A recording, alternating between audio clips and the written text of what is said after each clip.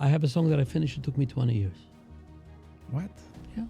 I have a song that I wrote that the first part was, the MBD was sitting next to me. He loved the first part. And whatever I did for the next 20 years, and I would call him, Matrit, could you come over? He lives a few houses away from me. I think I got it. And, I don't think so. 20 years. Oh. And then I finished it, and Shulam Lemmer grabbed it and recorded it and became one of his big hits. None of your business, Oshi. None of your business, Michael. It's the None of Your Business podcast, hosted by Michael and Oshi. Guys, welcome back to another incredible episode of the None of Your Business podcast. I'm your host, Michael Greenfield. Joined with me is my co-host, Oshi Schwartz. And today we have the guest of guests, the creator of so many things in my life, in Oshi's life, and in your life. None other than Reb Yossi Green. Welcome to the program. Thank you. Can I just ask one? Can I come back next week? You enjoying it already so much? Yeah. He wants another introduction. You like it, right? It's very nice. The two of you have a beautiful energy, and it works. Baruch Hashem. I really you. appreciate you saying that. So one of the ways that we get our listeners and our audience, immediately known to who the guest is we have this little segment that we like to call ChatGPT Said What? Okay. You familiar with ChatGPT? Sure. You've been using it at all? Recently. Good. Yeah, today in the morning I really got the first good shot out of it. I couldn't believe it. Did you ever use ChatGPT to look yourself up? No. So this is going to be fun. Okay. Okay, great. Because the reality is, and everyone listening and everyone watching knows, you don't need an introduction. But it is kind of fun to see what ChatGPT says about you. Okay. And from their perspective. So you are the composer, hitmaker, and secret sauce behind half of our favorite Jewish songs. And that's the setting that it says. And it actually writes on the bottom, he writes songs that make grown men weep, wedding bands rich, and spiritual seekers rethink their Spotify playlist. Okay. Nicely done, ChatGPT. That's a surprise. Okay. Yeah. Yeah. So I'll tell you, it starts off also with he's got more hits than a kugel at a kiddush. Over 700 songs composed. I don't even know how ChatGPT would know about that. That's a very old. Very old. How many songs then? I've recorded Baruch Hashem over 1,050 songs. Recorded Baruch Hashem. Wow. I actually want to know more about the songs that you didn't compose. That's right. So that's when you can ask me for what my favorite composition is. Other than your own. Is the answer the one that I didn't write yet? That's that's the we had a favorite conversation earlier, so I just wanted to continue on the favorite. Back to what ChatGPT says about you. Okay. I actually didn't read this yet. I asked Stefan to print it, and I'm reading it live, so you'll please excuse me if I'm saying certain things that are, I have no issue. It's just ChatGPT. Whatever you It's say. their opinion. Yes. Yeah. It's their opinion of the facts. Exactly. Right. It's the new way of life. He's basically the Jewish Quincy Jones. He composed for Avram Fried, Mordechai Ben David, Dedi, Yaakov Shweki, and even Kallerbach-style artists. The man writes for everyone, but somehow never repeats himself, unless you count his key changes. Okay? I don't know what that means. Neither do I. It doesn't pick really that make up. sense. Yeah, It doesn't his make key sense, changes? but that's okay. Okay. It doesn't have to make sense. It's ChatGPT. It's like, it's still no formal training. This one is surprising me as I'm reading this right now. No formal training, just divine Wi-Fi. The man never studied composition, but hears music in his sleep and once said he composed a song while brushing his teeth. Most people get plaque. He gets platinum. Is that something that happened to you? No, never in my life. But Okay. that's nice. Most people get black, he gets platinum. thanks for the for nothing. Tanya, Anavim, Adarabah, certified soul bangers. Yes? Yep. Yeah. What else comes to your mind with soul bangers? Are those three good options to choose from, like to highlight some of your big hits? You can. I don't like the word big hits. So I don't like to focus in. We discussed it. We had a conversation about favorites. It goes into favorites. I'm right now working on songs which I like better than all of those songs together. Wow. So What's your word on favorites? my word that favorite is my least favorite word in the English language. Okay, I guess we're coming more from a standpoint of what was well received in the communities, like what people are Right. attracted to in their, No, I'm actually reverberating asking. those songs. No, I'm actually Is asking what his we're favorite looking at is. as far as hits. Someone taught this to me a while ago, and I shared this on the podcast many episodes ago. And I said, we were in a restaurant, and someone asked, "What's your favorite music to listen to?" And I said, "It depends where I am." Right. So I guess it depends where you are also in terms of what your favorite. It's not just about what the community looks at as favorite. I actually genuinely want to know what his favorite. It depends on the song. Yeah, sure. What do you want to go to sleep with? What do you want to wake up with? What is a wedding song? What's you're fluent in English, Hebrew, Yiddish, Aramaic, and emotion. Wow. Okay, I believe that. The man's lyrics are deep enough to be taught in seminary and catchy enough for a 5-year-old nephew to scream in the back seat. Okay. That's pretty wide range right there. That's great. One thing that I don't think many people know about you is that you are the founder of Jerry Medics, because apparently he needed a side hustle from composing the soundtrack of Heaven. There you go. I have a partner though. I'm Yes, one yes. of them. Yeah, so one of the founders, your co-founder actually is someone who I know well, and he's also in the music world. I know he had some great hits. Heshi Rubin, yeah. a.k.a. Harold, a.k.a. the man with the office. He always had a cool office on the top, overseeing the pit. Yes, he did. And the rest of it, honestly, is stuff that are going to come out as we speak. But I want to go back to the composing stuff. Okay. So it says here, you talk about what you didn't compose. Over 1,000 songs that you composed, but many songs that you didn't compose. I'm curious about that.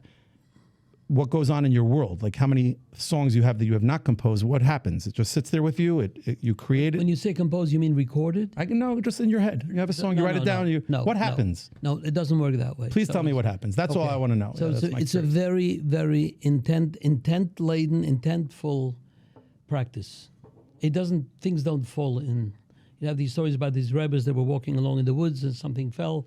Let me tell you, the only thing that fell on me in the woods was not a song. So, you understand? In other words, it's usually there's an order.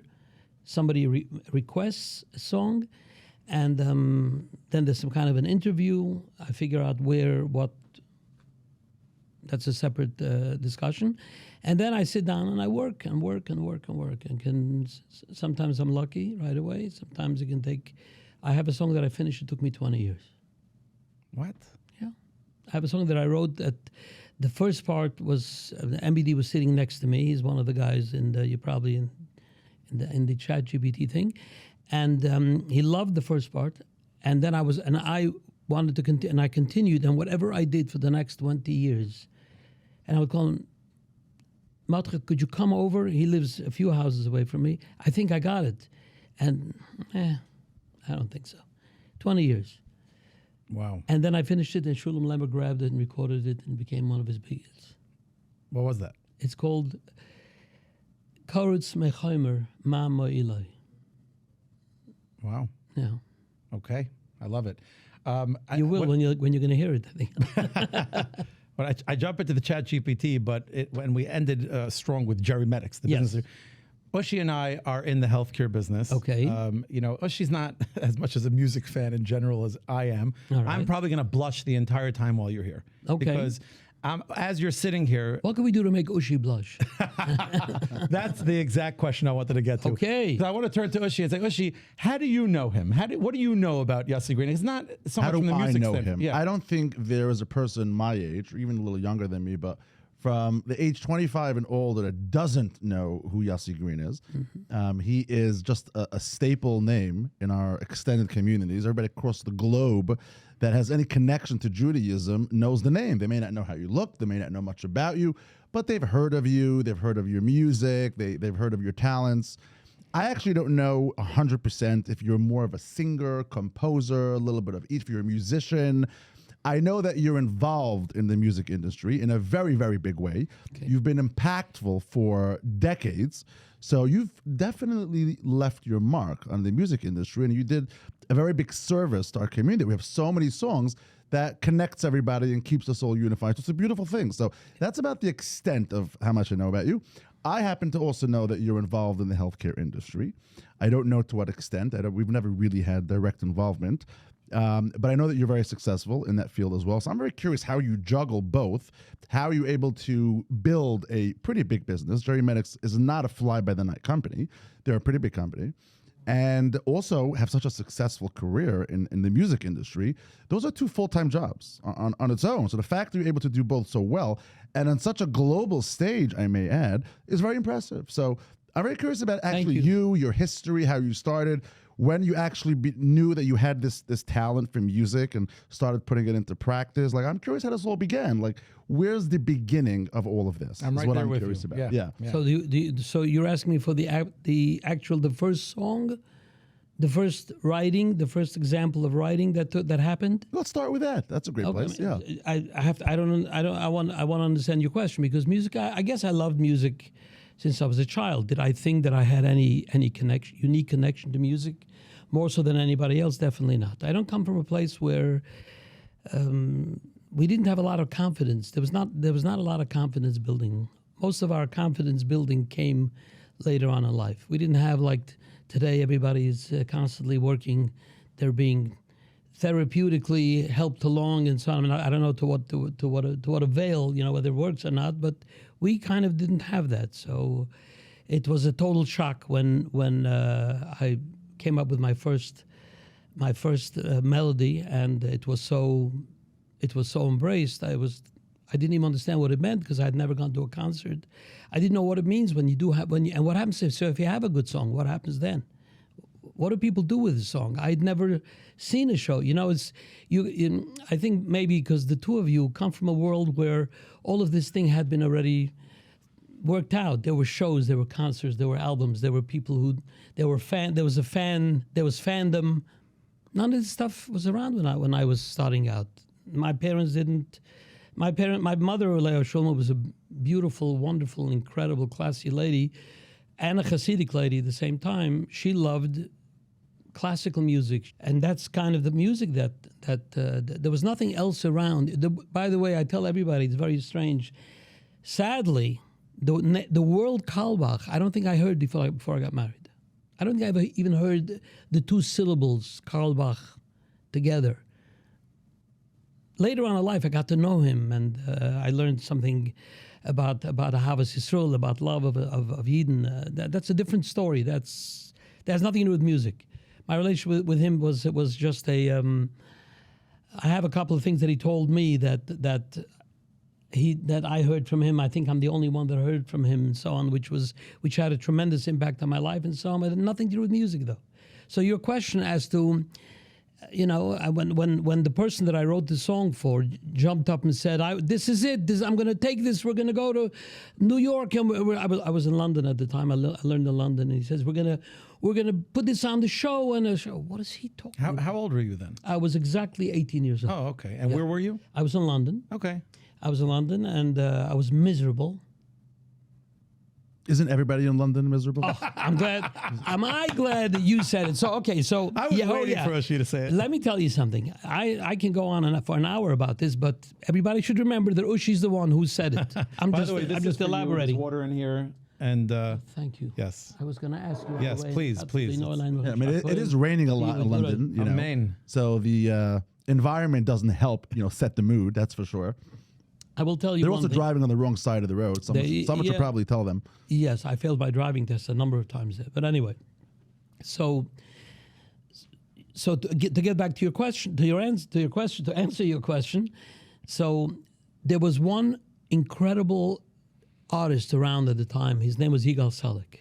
Yigal Salik had came up with this idea of putting kids, very good-looking kids with great voices, kids with great personalities, because he would speak to them, he would interview them on stage. So it wasn't just, he had a real show, because everybody who was, they came from families that did instill tremendous amount of confidence in these kids. And so he put out an album, I think, the first album, and then he put out the second album, and I listened to it, and it was, wow. It was something that combined all of classical music and European music and Broadway, and it didn't sound anything like the Alter Rebbe songs, and it was very, very, very Yiddish, very Jewish, and every song every text had a message. We grew up with a lot of texts that didn't mean a lot to us until we got older, like Rananu Tzadikim B'Shem Lashem. Okay, I mean at this stage you probably It doesn't have much meaning. These things you're going to come back to when you're much, much older. You're going to, in the beginning, you're going to go for the strange texts, right? So he came up with all these strange texts, and he was a Navi teacher. He taught Navi in an elementary school, so he knew Navi very well, and he would write songs on Navi talking about Mashiach and about prophecy, and which was something that didn't exist. Yeah. And as a matter of fact, I remember the first time that I saw a show, when I realized already what a show is, and MBD at that time was Mordechai Werdiger, it was not MBD. Ladies and gentlemen, Mordechai Werdiger.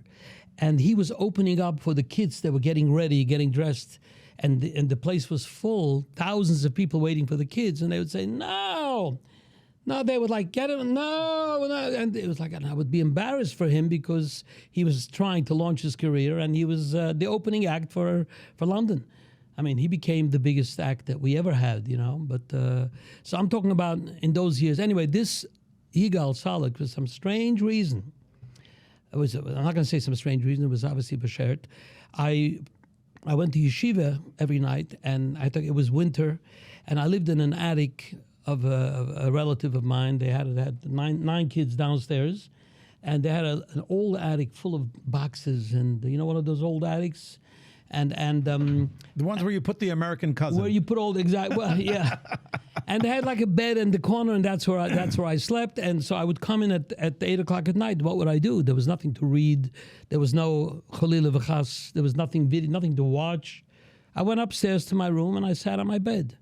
And it wasn't a very, London to begin with was a difficult time. Anyway, and I started clearing up the boxes once, and I saw under all the boxes there was an old piano, with keys that look like this, those keys, The dead keys. Those, one key's dead, one key's higher, one key is swollen because they didn't take the water off when they spilled water on it and so on, And I began with one finger to bang around, and I came up with something like a formulaic melody, which I would bang out. And what happened was, this woman of the house was very sensitive to me. She realized what's going on. She realized that I'm coming home at night, and what the hell am I doing up there? So she did something. She went and she got Yigal Salik's phone number. And she called him up and she said, Yigal, I need a favor from you. Who are you? You're asking me favors? He didn't do that. He was listening to her. And he says, look, she says to him, look, I have a relative here from America, and he's here, and he comes home from yeshiva at night. He doesn't know. I think he's also musical. I hear him banging around on the keyboard over there, on the piano. Maybe you want to come over here and just be his friend. That's bold. That's wonderful. I was just thinking. I always tell. And beautiful. I always tell people. Could you imagine if somebody would call me up, or she, you, or him? Imagine that. Hi, Michael, could you do me a favor? I have a relative here from London, and he's a 17, 18-year-old boy, and maybe you want to come over and be his friend. You'd say, sure. Oh, I'm going to drop everything immediately. I'll be over in 5 minutes, right? He did. He came over. Wow. Yeah, I hear the door open up, and the lady says to me, Yossi, could you come down there? You have a guest. And I walk down and I say, how did I know what he looked like? Because on the cover of the albums, in those days, the albums were big, and you had pictures, and you would study those pictures. And It was like a record. It was a big. it was a record, and you would. That's where you got all the information. Or you read every single word, and you looked at every face and every child that was there. You imagined yourself being that child. I mean, that was it. That was the entire culture that a Jewish boy had. Forget, there was no HASC, there was no camps. We didn't go to camp. And I see him standing there, and he says, hey, Yossi, come on down, let's go for a drive. And from then we became incredible friends. And he found out that I went to yeshiva in Schlesinger's, which was Yeshiva Sarama. The Rosh Yeshiva is still alive, God bless him. He's a Talmud of I think either Shimon Shkop or one of those. You're talking about, he's Kanainahara. He's on the other side of this century, Kanainahara. Wow. He sent me regards recently. His ear anicle, lives a couple of houses away from me, and he went to Pesach, and he asked, by the way, I have a neighbor who says that he learned in your yeshiva. He says, what's his name? tells him my name. He says, sure, tell him, send him my best regards. He remembers you. He remembers me. It's unbelievable. I was, and he would, what he would do is he would say, what do you do in the evenings? I said, well, I don't know why I was nice by him. Most of the nights, I'd come out at 8 o'clock from the yeshiva. There would be a car parked. The passenger door was open. And he would be standing like that. And he would say, you coming? Literally like that. That was his personality anyway. He was a tremendous developer of souls. He was... He didn't even know who you were at the time. No clue. Right. Nothing. There was so nothing to know amazing about this me. story. Nothing. I had the Krasl to pay his. And, So at what moment did you guys start realizing that there's something there with the... Because the conversation. We had a small podcast. In the car. Exactly. Right. That's what it was Of course, like. of course. That's what it was like. It was a real conversation. And he took me home to his house, and we would Beautiful. talk. And I would eat with his at his table. Many times I would eat dinner with. He had a bunch of little kids, and one day he disappeared for 2 weeks. Now it became. You have to understand. I got hooked on him because this was my program. I came home from yeshiva, and most of the time I would go to him. I still don't understand it. How it made sense. Today it would be frowned upon. What does this mean? This person's taking you home to his family, and you know. And once he disappeared for 2 weeks. He disappeared. He didn't come for 2 weeks, and I thought maybe he's Done with you. That's He's it. done. There was no phones. You have to understand. You couldn't find out information. Information was you basically went there and you came. But In person. he wasn't there, and I didn't know where he lived. I used to take me by car, so and I had no time, had no claims to his relationship, you know. And 2 weeks went by, and that's when I did this banging more and more.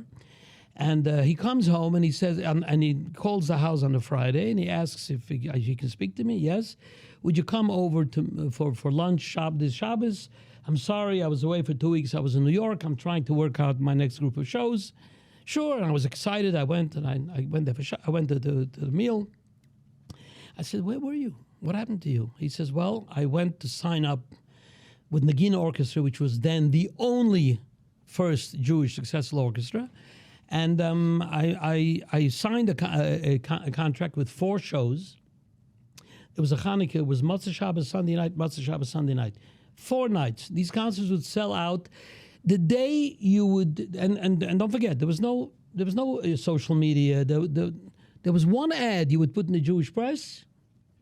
All the show, there would be 10 or 11,000 seats all sold out. Well, you would have to call in to buy a ticket. No call in. The call in came, that was already sophisticated. You'd have to go to Focus Electronics. That was the place. Wow. Where was that, on 14th? That was on the corner, I'm sorry. That was the corner of 13th and 46th Street. Wow. Interesting. And they had And these by envelopes. Wednesday, I'm assuming, or Thursday, it's done because It was the all- paper comes out Tuesday night. Sold out. Sold out, and people would pay cash, and he would have to put into. There was no credit cards. Right. Do you understand that? So it was envelopes. These were the $100 tickets. These were the $50 tickets. And they'd give you your And they stuff had all if you this paid cash. for it on the spot. Exactly. That was the and so he tells me I'm very happy, but at the same time I'm very down. I said, why are you down? He says, because they told me on the condition, I've done this already. This is my 3rd year. They want to hear new songs. They don't want the same songs. You have hits, but you got to bring new material. And so, we stayed together till Motzei Shabbos, and after Havdalah, he's sitting on one of these chairs in the corner, and I see he's got a sour face. He's stressed out. And I'm sitting, he has a piano. Now, I love to sit next to the piano. I never had a piano until I got married. My wife bought me my first piano. So I just would sit on the piano bench. Like if you had over here 2 chairs and a piano bench with a piano, I would sit here with my back. I, for some strange reason, always felt like I wanted to be next to the piano. So I would always sit. I had a little piano, not one of these pianos, you know. And he's complaining. He says, Yossi, you're so musical. If you would have songs, then I would all my problems would be solved. He says, you never tried to write a song or something? I said, write a song? I didn't even use the word write a song. Write a song is a sophisticated way of saying composition. Yeah. I don't know what to make. You never made a song, So I said, no. But you never tried? Come on. The lady told me, what are you banging around on the piano? I said, you want me to? I'm embarrassed. Don't be embarrassed. I turned around and I began to play this melody. You know, A Star Is Born? Sure. I'm telling you. He jumped up from the chair and he ran over to me, ran over to the Sforim Shank, took out a chumash, and he opened up Parshas Vayechi. In Parshas Vayechi, by Va'ani bevoi mi padan aram, Maisi olai Rachel. Remember where Yaakov is apologizing to Yosef Atzadik that I couldn't, your mother, I couldn't take care of her. I'm asking you to take care of me, even though I couldn't get into Israel. I couldn't get her to her, and she passed away right outside, and I had to bury her. This is a very sad. I remember as a child, we used to get very emotional. And there's a big Rashi, and the Rashi says, "Don't worry that what's going to happen is in the end of time, Rachel is going to be on the path when the Jews are going to sadly be sent away from Israel. They're going to stop off at her grave, and they're going to cry, and she will cry along with them. It's called Kol Barama Nishma Nehi B'chi Samrim Rachel Mavak Al Banea Me'ana Le'inachem Ki'ainen." And he is, I had no idea that words go with song, And he started, okay, again, and he started screaming. He became a sergeant. Until that moment, our relationship was like, again, do it again. I said, well, do it again. Just no, stop from the beginning. Do it again. And he became like, and I did it again and again and again. And he was crouched down on his knees, and he was thinking about the words Kol Barama, back and forth again, slower, faster, no, slower. He didn't know. He wanted in a different beat. I did it in a beat of 4, and he wanted the beat of 3, and he kept on telling me, do it slower. He didn't realize that it's not slower or faster, just a different rhythm, a different timing. And I didn't know that either. I kept on, and so was born the song Kol Barama, which is a very big hit song today. That was your first. That was my first song. And you made it on the fly with this gentleman, yes, on a piano in his house, and you barely know how to play at this point. I don't know. I still don't know how to play. It's not funny. I don't know how to play. I've seen you play. Oh, I've seen you play. You're quite good. I would love to not play how you not play. Can I just tell you a vignette about this playing? Something I think you'll find interesting. I've performed on the piano. Notice I don't say play, because I don't play piano. I perform on the piano basically in probably every major venue in the world, whether it's the Paris Opera House or the Zurich, what's it called already? I forgot. The biggest opera houses. We have Steph with ChatGPT, by the way. You can look up what it's called. Yeah, he's on it already. You see? Yes. Steph, he's already all over it. And always there's a big piano, 9-foot grand piano. It's the funniest joke in the world. 9-foot grand, costing hundreds of thousands of dollars, and Green comes out from the side I'm supposed to sit, and I'm always looking, and I see in the orchestra there's a real pianist who never worked his whole life, 40, 50 years of practice day and night. He gave up all kinds of sports to be there, to be at right, and I'm always feeling guilty. And when I have a moment, I walk over to the guy. I said, "Listen, you're probably going to hear some strange stuff tonight on the piano. You're probably going to wonder, what's going on here? What is this, a joke? Why is that guy sitting in the front on the 9-foot grand?" I said, "I want you to know, you're not going to understand it, but it's connections, okay?" Connections. And I do this everywhere because I always have this crazy feeling. Yeah. These guys are working all their lives, and so I don't play the piano. Yeah, it comes naturally to you. Yeah. Well, yeah, but it's in your soul. I'm actually curious about that. Do you ever play the piano? I play the piano all the time. Right. I play it, but I can't play piano. Right. Yeah. Anyway. Wow. So this is the beginning of the journey. This is where it all began. This is where it happened. Right. And the song is one of the biggest hits today. And he used that song in his concert? Oh boy, did he use that song. He used that song. And that catapulted him as well. That got him the next set of concerts, and it got him to the next. So if he was a smart man, he would have locked you in and licensed you at that point. Nobody thought like that in those days. Yeah. Locked, licensed, none of that stuff, Right. Also, it was a very Jewish idea that we're not... MBD, people ask me, what's his Chiddush? You know what the Chiddush of MBD is? The real, true essence of MBD. He's the first Yid that performed with a microphone facing the audience. Do you know that our stars, our performers, when we see them, we see the back of their talus. Right. We never had a guy facing an audience with a mic. Right. He's the first person that turned around and faced an audience with a microphone. So it was a That's how performance. far. It wasn't just a song that he was singing. Yeah, also he was the idea, connecting with the audience. Exactly, and the whole idea that he faced 1,000 people, and no Yid ever did that. No From Yid ever did that in those years. So he had to. That's why he's so amazing. MBD is the He godfather for a reason. He was a trailblazer. But these are the reasons why he's a trailblazer. People don't understand King. He's the king because most of what we have in this whole came from him. Really. Yeah. Oh, today it's sophisticated beyond. Sure. But anyway. I have to say, you're saying, but anyway, but I'm getting chills as I'm hearing you speak. That song is obviously. Does that mean he likes it? I don't know yet. He doesn't hate it. That song is obviously not only one of my favorite songs. I know I speak on behalf of everyone listening that it's their favorite song in many, many different ways. Meaning, it's a favorite song to hear at certain times, certain during the 9 days, during the 3 weeks. It happens to be we're in the 3 weeks right now. To hear a story like that is very moving for me. Yeah, I have to tell you, I'm emotional. I'm appreciating that story. I mean, I've learned to listen over the past 50 plus podcasts. Okay. But appreciating to listen and hearing such a story, I'm moved by it, and it's really beautiful. And just what a beginning. Yeah. I'm going to shift gears from that, if I may. I'm sorry. Give me 5 more seconds. I'm hearing the emotional part from you, but I know it's hard for you. But give I me want to 5 get more into the seconds. He business needs side. help. Give me Healthcare. 5 more seconds. Yeah. Give me 5 more He needs health care. No, I wasn't even going to go to healthcare. No, I understand. I wanted to Don't go to tell the- us what you're going to do. Give me a minute. Give me Go 5 ahead, seconds. go ahead. I just want 5 seconds. Sure. Wow. That was absolutely beautiful. And I relive it. And by the way, I think I mentioned this to you earlier, that one of the beauties of a podcast for the person who's being interviewed, if he has seichel, is that if he has a good interviewer, the interviewer brings out feelings that would not come out unless you get asked these kind of questions in this kind of a setting. So I'm also looking at Ushi and looking at you and kind of seeing the way you're reacting makes me realize what a gift that was. That was a gift from the Rebbeinu. That first song, it was here, take. That's Go so ahead. beautiful. Yeah. Take and build a life with it. Before Ushi gets to, I'm sorry. He planted a seed. I said 5 He seconds. planted a seed and it grew and it blossomed. Yeah. Something beautiful. I said 5 seconds, but I'm a salesman. I sold you on the 5 seconds. Hopefully I can get you on a little bit more. I can't let you go to Ushi's question, his next topic, until you tell me something from Kallerbach. I'm sorry. I'm very connected to you. I'm very connected to Reb Shlomo. It's part of my life. Okay. Every Shabbos, it's part of my life. Almost every. I have an Erev Shabbos Kallerbach playlist.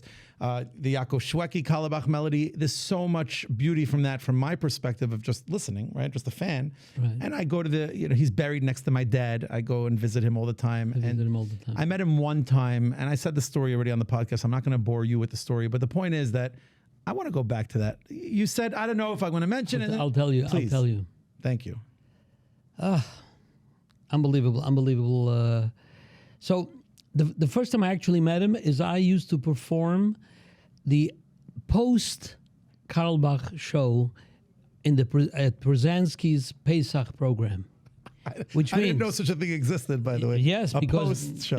so in other words, the show ended at 11:30 supposed to. Right. Of course, Carlbach would go to 12:30, because people didn't want to let him leave, and he was in the big room, the room that had thousands or so seats, and then there were these little rooms. One, it was like a little nightclub type of room, where I'd be sitting there with the piano, with about 100 chairs waiting for people to come, and nobody would come. Because everybody was waiting, Right. Nobody So wanted to leave Carlbach, and they wouldn't let him go. And and after a while, I said to myself, "Look, I'm just sitting here; there's nothing happening." So I decided I'm gonna go. I'll go into I want to show you about midas of a person who had nothing. I was a nothing to. I was a little stinker. How next old were to you him. then? I wasn't so young, but in terms of being as known, Right, professional. You're professional. You were. I for was hired to few kind years. of do the lobby job. This was instead of the lobby job. I did not hired. That's what I got. I got some of the rooms for Pesach to be able to go away with my family, and I see nobody's coming. So I said, you know what? Let me go see what this Kalbach is all about. I know that he's there and he's in the room, and what's the point? So I go into the room and I open up the door, and there's this huge, I don't know if it was in Kutcher's or one of these big, there are over 1,000, 1,500 seats. You'll be surprised at what fits into that. And as soon as I walk into the room, I opened the door, and apparently the light was shining on me. And he's in the middle of playing a song, and he stops the guitar, and he says, my brothers and sisters, whatever he said, he says, I want to tell you something. A person just walked into this room who, when I get the chills, when Mashiach comes, his songs will be sung when Mashiach comes. Stop it. I'm serious. First of all, I was overcome. Second of all, I was wondering, how does he know me? How does he got anything to do with me? Did he ever heard a song of mine? I mean, this guy was very busy in He was running around trying to make parnasa and to be Makar of people. He didn't have no time to sit down and listen to other people's music, So whether he understood that I'm following him and that I'm probably waiting and that I'm going to have a little tiny show compared to his, and this was his way of just giving to somebody which I was totally touched. He says, please come. I wasn't like a deer in the headlights. What do? I'm in the back of the room. Come, do me a favor. I'll be finished soon. But come sit down over here next to you. Come, you want to come out? No. I don't want to come on stage. What am I going to do on stage? I don't know.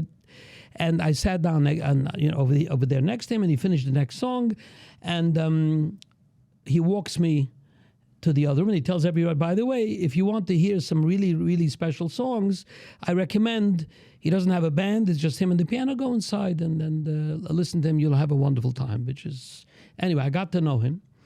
Like a day or so later, I met him again, and we sat down, we were speaking, I said, look, I want to thank you very much for yesterday. I mean, we didn't even know each other, you have the way he says, he gives me a kiss, I said, because I love you, what do you mean? What don't you understand about that? Which was also something which I'd never heard it said the way he said it.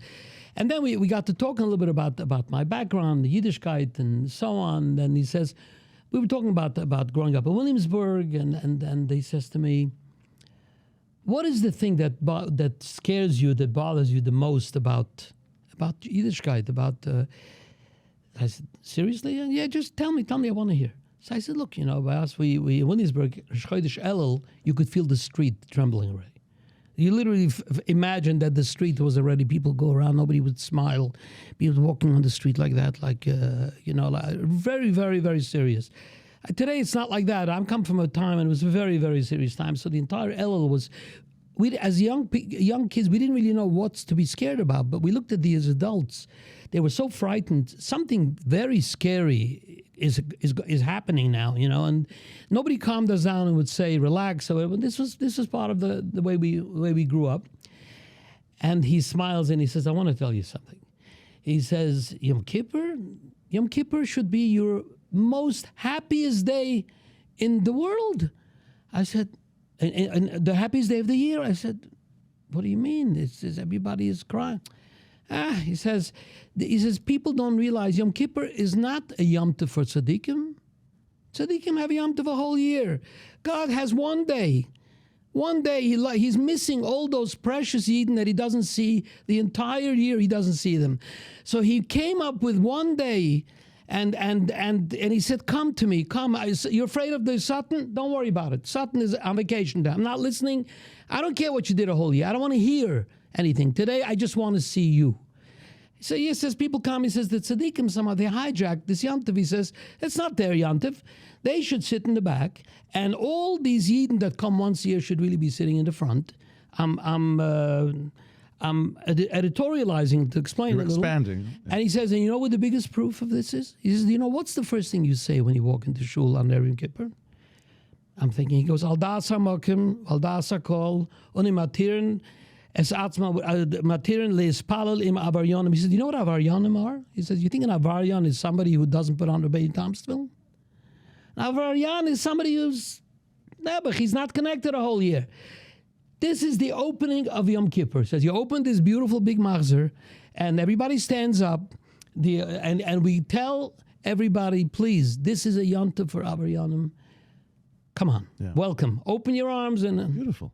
You should know, every single Yom Kippur since then, I walk in, I say, hey, come on. By the way, that's great. I fall someplace in between. I'm going to borrow from that because I used to always be nervous about Yom Kippur, Rosh Hashanah. I hear in my head, Elul. You got to make a song about this. Ooh. Yeah, Make a song about this. Ooh, Oshi.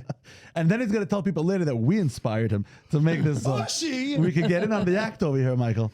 Anyway, If you had to do a isn't that song about it, incredible? what would come to your mind? I don't know. I would have to what am I feeling? To who? You said the who's- story who's- now. What are you Yeah, feeling? yeah. What are you It's- feeling? How does it? Yeah, beautiful. I'm feeling that Yom Kippur is a day that HaKadosh Baruch Hu gave the Satan a day off, not because of the tzaddikim. He said tzaddikim, they have nothing to worry about the Satan. They behave the entire year. What do they have to worry about? Yeah, Let them be. Well, I hope you take Oshi's. It's an opportunity for a thought. second chance. Yeah. So that's how I look It's at beautiful. it. Those It's a- words. it's a are- time Come to- once yeah. a year. He says, I miss you. I know you're afraid to come a whole year. Come. This is Right. a day I make Yeah. for you. Can you imagine making a song about something that's so scary? That's beautiful. I like that idea. And you tone it Kudos to down. You tone it down. You give them a my different 5 perspective. My 5 seconds Okay, are I'm up. glad. I'm very curious Yes. about how this whole business works. Okay. And how it's monetized and how people make a living from this. You're because talking about business of music? music. Yeah, it's my understanding that the music business isn't very lucrative for people, and they do it mostly out of passion. And the real money is, I guess, if you get gigs and you start singing at night and you start getting, asking a big amounts, to come and sing at an event. The bigger events, they pay you more. Now, that's really how you kind of make money. But you're really more on the composing side. Yes, you sing, and you've done it many times. You've been at concerts. I remember as a kid watching the Hask concert, which was, to me, I watched that 10 times. I watched it over and over. There wasn't a lot that we were watching back then. Sure. There wasn't a lot available, especially as a, from Jewish kid growing up. We had limited choices to what we can watch. This was something that our parents let us watch. And I would watch it all the time. And I remember you on the piano, and I remember you singing with some other singers. I don't remember who it was you were singing with. It was You were always doing they kept on duets. reshuffling the Yeah, same. and you have a very unique type of voice. You have a very different kind of voice, and it was very powerful, and it was very. I remember it years later. I'm talking about 20, 30 years later. I remember it. I really do. But I'm very curious. What was the first time that was like commercialized for you, that you became a brand, that everybody got to know who Yossi Green is, that he's somebody to be reckoned with? He's You a asked force two out different there. questions. You asked about the monetization of it, I want to first, and then you spoke before something about a brand. The brand is something else. I want to get to the monetization in a minute, but first Okay. I want to just take a step back. What was that first time that you remember that it became official? It became, let's call it a business, because now, people needed you. People you were sought after. You Right. weren't looking for opportunities. They were finding you now because you became known as a big composer and people wanted your attention. What was that first moment that really broke you out, that made you, next level? So we kind of happened together. The business was built around. At the time I started writing, Avremel started singing, the arrangers started writing. It all happened. I tell people this all the time. They get tired of hearing it, but it's true. I was born in 1955, which is a little under 10 years after the Holocaust. You have to understand what that means. What does that mean? And as a child, I was very sensitive to this. Klal Yisrael was not singing at that time. Right. They didn't sing. They cried. They didn't sing. Every Mim Chaim was a cry. It wasn't singing. There was no happiness. Even at a mitzvah dance, it was Eish dan dan dan dan dan Eishes Chayil Mi Yimtza. There's an undercurrent of Pain. pain and tears. And you're kidding? We made it to the mitzvah dance. Yeah. Nobody, Rahman al-Islam, busted up the wedding. Hopefully this Jewish couple is going to exit from here and they're going to start a life. And, everything was like, the people around were sitting at the mitzvah dance. There was a lot of tragic, So I was there when I became 13, 14 when the first Pirchei record came out. And the second Pirchei record. And the Boston Rebbe wrote this song. And Rav Avram Tversky, Zechron Levrucha, wrote Hoshia Samecha. And the song Tzaveh came out. So Eden was starting to sing at that time, and we all began to flower at the same time. Do you understand? It's very, very, you were born to a world where it's a developed world already, and it's, so when these people came to me, so for instance, in the beginning I started writing for kids. I wrote to London school, then to New York school, then for Yerushalayim Pirchei, and then for Tzlil V'Zemer, and then because that was the medium that a Jewish home would listen to music. They wouldn't listen to an MBD because there was no such a thing as an MBD. So I wrote songs. So I became a little better known all the time because you have a lot of kids, and you have a lot of parents, and you have a lot of friends, and you have a lot of relatives. So every child, you would have 18 kids in the choir. 18 kids meant you had hundreds of people that you became famous to. You know, they knew you. They met you backstage. They met you. They were picking up the kids. They were bringing up the kids in the morning. So that was in the beginning. And then I lived in Borough Park because I got my first job in Borough Park. I lived in Williamsburg, but in order to be at 9 o'clock at my job, focus, selling film, whatever, batteries. He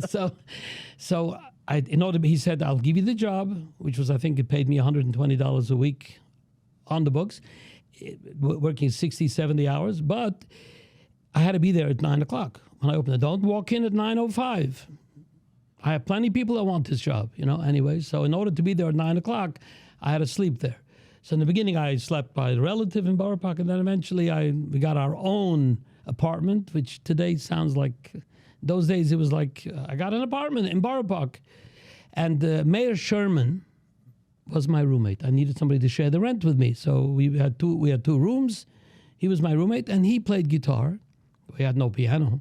He played guitar, and he sang a little bit, around the campfire in bungalow colonies. And he said, "Would you write me some songs?" And I wrote him. So this is going to go into your monetization, because you're going to fall off your feet when you hear the end of the punchline of this story. I wrote him 10 songs. I don't think you ever heard one of these songs. I don't think you know any of these songs. They're not known. They're not well known at all. He sold the album. He sold 20,000 albums the first year. Let me tell you what that means. The albums in those days were selling for $5 in the store. The cost of the production of the album was $1. That means that he got $4 times 20, which is $80,000. My house on the ocean, which today is worth, I think I purchased it for $70,000. And what it took to get together that $30,000 down payment, how many borrows and parents and relatives, and 1 year. He was my roommate. I had no idea this was happening. He's the one that made the album. He got the deal. Nobody told me anything. Years that I didn't know this. And then Avremel shows up. Why did Avremel show up? Because Shia Mendelowitz met Avremel and brought Avremel to my house, and they knocked on the door. And I tell everybody that when they showed up, they looked like a diet before and after. Shia Kanai Hor was a big guy, and Avremel was so skinny that if he turned sideways, he looked like a line, he was stuck. I still tell my wife that guy, if he's not going to get reflectors on the side, he's going to get in a major accident. That's how skinny he was then. They came to my house, and they wanted me to do a song for them. And I started writing for them, and he did his album, and he sold 35,000 albums in the first year or two. You understand what kind of money we're talking about? Any album that you came out with sold 20,000 albums. Wow. Anything. It was a wedding. Claudia Schroeder was so hungry for music. There was so much money being made by these people. I had nothing to do with it because I... So they didn't pay you for the songs? No, what pay you? No, you didn't have a percentage? There was no... This is so wonderful. I'm looking at you guys, and you're developed. You understand what your value is, and you want to get paid. You're good at something, never do it What for free. Value? Never do it for free. I had to, but nobody did this thing yet. It's only years later that I began to go, wait a minute. If they're making this and they're making, shouldn't I? I have a lot of whip marks on my back to show you what it looks like till I finally got the message across that I'm not going to do this anymore unless I get paid. Good for you. Wow. A couple of years too late, but you learned your lesson the hard way. Because they were making money. They were making money. You cannot imagine the kind of money. And I'll tell you right now. So let me just tell you something. We talk about 1,000 songs before. Let me tell you what 1,000 songs means. Forget about my input. 1,000 songs means there were 1,000 songs that were produced at an average of between $6,000 and $10,000 a song. You're talking about there is people that earned $10 million worth of income from stuff that happened with these fingers, with the piano. Mm-hmm. Can you imagine that? That's serious monetization. Yeah. Right? Anyway. So what was that first big song that you actually made money on? What was the first song that really put some green in your pocket and you realized, oh, green, I like that pun. No pun intended, that I could actually make some money here? Adarabba. Adarabba. So how long did it take you to compose Adarabba?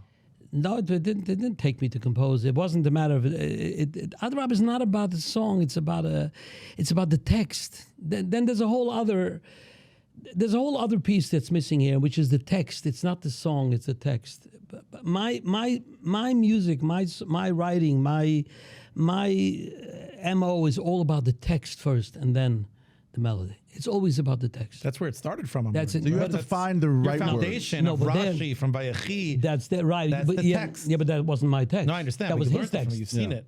You've seen it. That's the first opening to your lifestyle. That was it seems like. that's he was my mentor. Very cool. I Yeah. saw that he connected. I said, Sure. what does the piano? What does this melody have to do with the text? And he showed me that there's no such a thing as a melody without text. By the way, that's why I like Oshi's idea of taking the text of Yom Kippur and making a song out of it. Yeah. It's like, wow, it's about the text. No, but it's Powerful words. But there's so much. It's Iker Chosam and Asefer. The story that got you moved is Reb Shlomo's vision of it. Right. The way he would look at Yom Kippur. And that's why he invited all of these people that it didn't matter to him that yesterday, who knows where the guy was. Today, what's the difference? He's in shul, he's with me tonight, and, you know. Is there any residual monetization from any of your songs that you're still making money until today? Or is it a one and done? You get paid for it, even if it's a large amount, but it's kind of a hit and run, and that's it, and you move on. Excellent question, but I don't mind that. But if you want to talk about anything else here besides this, we can go on. There's a whole masechta. There's royalties. There's mechanical royalties. There is what's happening now, where the performers and the writers are being very, very hurt because of Spotify. They're being hurt very, very badly. You know, but we used to make a lot of money, so we realized that in order to do this, I can't only write. I have to produce. I have to finance the albums. I got to do them myself, and I got to bring the artist to me and say, would you like to perform and come this way? Right. So that's when it would change. And you have the full continuum of care. Right, so it was from the top to bottom, and you're controlling everything. Then specific projects, not everything. I mean, MBD didn't need me to produce his albums. Vremel wasn't going to have me because Shia Mendlowitz, Lahav Mechaim L'chaim, is the one that brought him to the house, and they had a thing going until they didn't, you know? I have to tell you that, you know, the monetization, the business side of it, it's all fascinating, but I'm going back to the emotion of it, and I'm sorry, and here I have to go back in. I'm placing myself in Israel, in the old city. Yes. And there's a time every year, it probably happens a few times throughout the year, actually, that you have at least over 100,000 people that fill up that. Erev Tisha The B'Av. stadium of all stadiums. Right, that is what the I like to stadium. call it, right? And, you know, I wonder what it does to you. Have you ever been there and you heard 100,000 people singing your song? Yes, I've been there, and I see it, and I try to. You can't. So, I only own a song until it's between me and whoever's sitting next to me, and the piano, and my wife was in the kitchen, and the feeling that there is something happening in this room now that's larger than life, and larger than me, and larger than all of us. And which turns into a fervent prayer. Please, Rabbi Shalom, please take this and let everybody feel what we're feeling now, because we're feeling something that's real, and that, like Adar Abatein Bili Beinu Shnira Kale. I mean, it's like the Rebbe Melech. You know, the world knows Ben Adam Lachavero from the Chafetz Chaim, which is in the beginning of the 20th century. They don't know that there was a Rebbe Elimelech, one of the greatest Hasidic Rebbes, who was talking about this idea then already. That Tein Belibeinu Shenir Kalechet des Malas Chavereinu V'loich Esroinam V'shenedaber Kalechet des Chaveiro V'derech HaYoshar V'ratzu L'Fenecha V'al Yale Belibeinu Shum Sinam Echad Al. I mean, this is, when I saw this, now this is, it's been in the Siddur for 300 years, you know, and I happen, this is a tefillah that he wrote to be said before Tefillah Zaka, that same place that we're talking, before the guys show up. Before the, you know, so you know there's that whole tefillah Yiratzin, right? Yeah. And at that time you're very emotional. You have your talis covered. You're worried about Yom Kippur. What's this going to be like? And I would see this and it would break me up. And I said, you know, what would it be like if I could somehow take this lyric and I could put this on the piano? There was no word processing at that time. You had to write and do nukudos by hand, big words on the piano, and stick it to the piano, because if I opened the door, the paper would fly, and we don't know what the words were, so we'd put tape on it, and your wife would say, what, are you going to ruin the piano, you know? Anyway, she never said that, but and to one day know that I hear it and know that Baruch Hashem, the melody has been delivered, and that this lyric now has wings, and that there are people all over the world who may one day know these words because we had a melody at this piano. This is impossible to own. You can't own this. Somebody sent me yesterday. He was a guy. He's or in Bet Shemesh, I think. There is a place called Chumas Adarabah.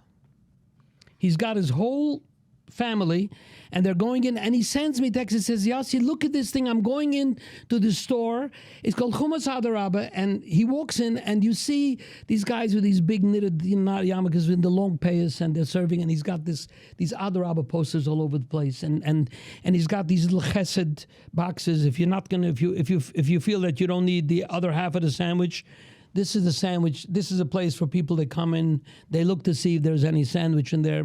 Please don't throw it away. Put your sandwich in here. And it's I mean, Israel is some of the Eden in Israel are like, forget about it. It's like but anyway, he's got other all over the place. Or I have somebody who excitedly sends me, went to Manhattan to some eye doctor, and he's looking at He's looking at, for the eyes. The guy's checking the eyes. He's got Aleph, Daled, Resh, Beis, Hey, and it gets smaller and smaller, and he's got Adarabah. Did you ever see that? No, I love This is it. posters all over. All great. opticians have it all over the place, I've never seen it. Then What a compliment, by the way. Yeah, it's That's pretty wonderful. cool. Exactly. So Wow. this is in every kind.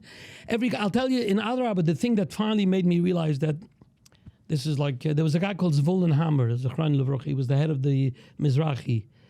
Years ago. I don't come from a family that really was excited about the fact that I had any connection with Mizrahi, but to me, I love every single Yid.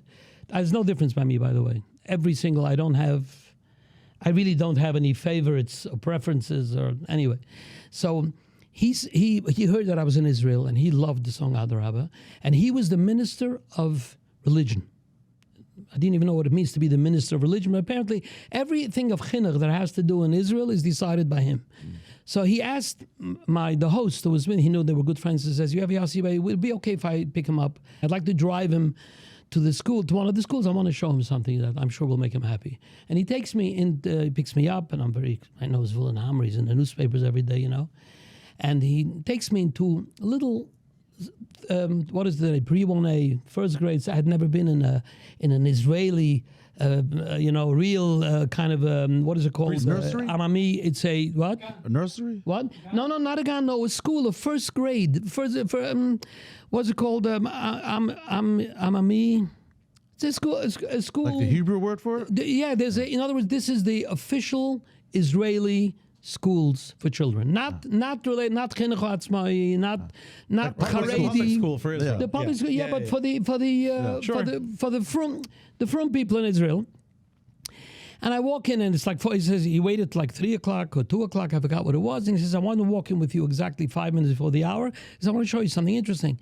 Okay, we walk in, and he nods to the teacher who got all excited that Zvulun Hammer is here.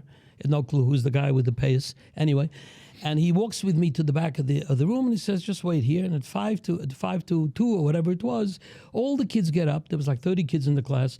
They all go to the front of a poster, and they say together, they go, Adarabah, תן בליבנו, שנראה כל אחד את מעלת חברינו, ולא חסרונם, I started crying. He says, that's why I brought you. I wanted you to see. Wow. You think you're sitting at home, and you should know this is what happens. This is how far it reaches. These is 5-year-olds, 6-year-olds that are saying it Right. on the way, like Moidani. Amazing. They're saying it anyway. Who gave the best rendition, in your mind, of the Adarabah song? Avremel. Everybody else is doing a cover. You know the difference in a cover and a... You know the real difference between singing a cover and singing an original? What's the difference? You're interested in the difference? Of course, I love covers, but I agree I with love you. covers too, yeah. I What's agree the- with you about A this. but cover good. is forever a cover.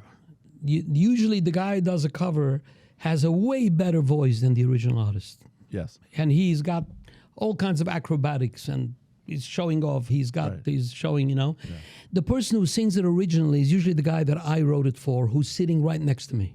I usually write for people that are sitting next to me, by the way. I don't write a song and say, hold on a second, who am I giving this to? Ah, interesting. Of course, everybody always used to tell me, why do you give him this best songs and you don't give this guy? I said, what are you talking about? I don't you're sitting next to me, I that don't makes give you- nothing. A person comes and Whatever the siyata whatever d'shmaya is at comes, that yeah, moment. whatever. That makes sense. We have a conversation like this. Let's I say love we had it. a piano here, and you were talking, and you would say, play something. Whatever would happen, it would be uniquely your song. Got it. And if you have the ability, the way you would sing it with your broken voice or with whatever. Everybody who is sensitive will know this is Ushi's song. Oh, I did an amazing job sure. on that song, Adderall. Sure. Come on. Sure. I mean, It's that always was going to be a cover. yeah. but So it's it's a going to be a cover. cover. It's a cover, and they know it. They know it because the guy who sings it originally, if he's sitting in the audience and they happen to spot him in the audience, they would like falter immediately. Yeah, for You sure. know? Gun to your head. Yeah. If I eliminated every song you ever wrote and I let you keep one, Yeah. you got to keep one. You're not keeping anything else. One, that this is going to be your claim to fame, and they'll remember this song about you for the next 1,000 years. So One you song. okay? So you're asking And why? And why? So I need to understand what is the reason for the question. My claim to fame, No, not claim. You personally. Your favorite that you're not giving this but one. I'm not. You mean if I'm not? If, You have to pick. I know you probably have 4 or 5, 10, 15. But right now, I'm putting you on the spot to pick one. I'll tell you why it's a very difficult answer. It's a difficult. I'm sorry. I'm not weaseling out of it. If you told me give me 5, maybe I could do it. But Give me 3. I have a song Give called. me 3. Can we do you know 3? Oidi Yeshu? I'm very bad at Okay, this. okay. So let me tell I you. start immediately, I'm sorry. yeah. I'm You know not- it. You know it. No, but you're asking. I don't know the words. I have to hear it. You spin the question like this, that This it's is Stefan. Yeah, it's a real person. I love it. I love his glasses. spin it like this, sort of like the Joe DiMaggio card. You have the Okay. card, Oh, the that is- song is stuck away in the drawer, and you need to use it to bail out the yeshiva. It's that prized possession. What's the song? So that's a fundraiser question. I understand what he's saying. Well, Exactly. a It fundra- depends on the scenario of what favorite is, and someone like him, It's you hard can't to ask raise that question. funds Yeah, yeah. with Hebrew. You can raise funds with Joe DiMaggio's card. Believe me, you can. By the way, just a vart about him. He's my contemporary. He's to me he's my god ladar when it comes to these kind of songs. There's nothing to talk about. We both come. He's older than me, but and we both grew up at the same time, and we had a very healthy kinderseifrim through all the years, and we finally somehow. Got like me and Prime Sauce. Just kidding. Anyway, You know what? Let's go there. But before we do, I'm giving him the. Also, I have a question that we ask in the middle of the podcast, which is pretty much where we're up to right now. And usually the guest comes from one sort of background, that there's a message that he can give to anyone who's listening. I feel like with you, especially after speaking to you earlier, that it's not fair to ask you to just generally give a message.